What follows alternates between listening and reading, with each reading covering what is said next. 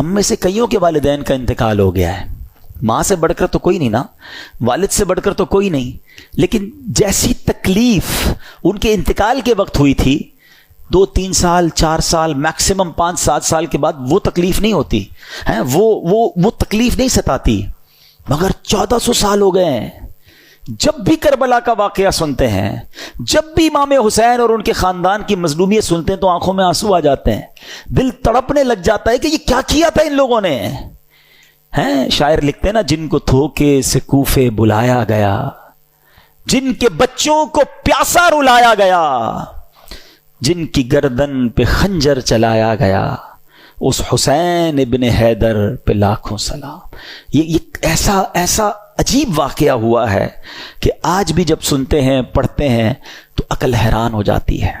اور یہ ہستی کون تھی، ان کا اسٹیٹس کیا تھا، ان کا مرتبہ کیا تھا، جب یہ سنتے ہیں تو اور عقل حیران ہو جاتی ہے کہ اتنے بڑے مرتبے والی شخصیت کے ساتھ ایسا ظلم۔ کیا وہ اندھے ہو گئے تھے؟ کیا انہیں سمجھ نہیں تھی کہ ہم کن پر یہ ظلم کر رہے ہیں؟ نبی پاک امام حسین کو کہا کرتے تھے یہ وہ میرا بیٹا ہے جس کے لیے میں نے اپنے بیٹے کو قربان کیا ہے۔ لیول آف لو سوچیں کتنا تھا، افیکشن کیسی تھی کہ اپنا بیٹا قربان کر دیا امام حسین رضی اللہ تعالیٰ عنہ پر۔ میرے آقا فرمایا کرتے حسین مجھ سے ہے اور میں حسین سے ہوں۔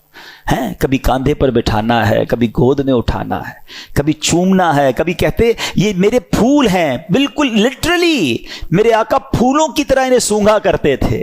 امام حسن اور امام حسین کا مرتبہ وہ ہے، سیدی اعلیٰ حضرت لکھتے ہیں نا، ان دو کا صدقہ جن کو کہا میرے پھول ہیں، کیجئے رضا کو حشر میں خنداں مثال گل۔ حضور ان دو کا صدقہ جن کو آپ نے پھول کہا تھا۔ ایک اور جگہ سیدی اعلیٰ حضرت گویا اس پورے خاندان کو، پنجتن پاک کو ایک باغ کی طرح سمجھاتے ہیں ہمیں۔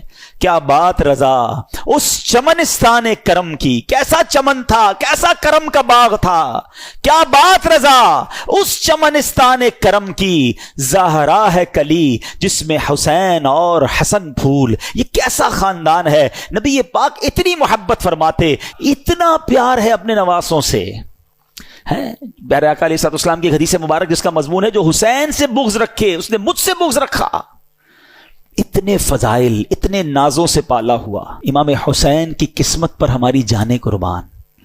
ویری فرسٹ جو خوراک آپ کے منہ میں جاتی ہے نا، ایسا نہیں تھا کہ ان کو شہد چٹایا گیا یا ان کو کھجور کھلائی گئی، امام حسین کی منہ میں نبی پاک نے اپنی زبان داخل کر دی۔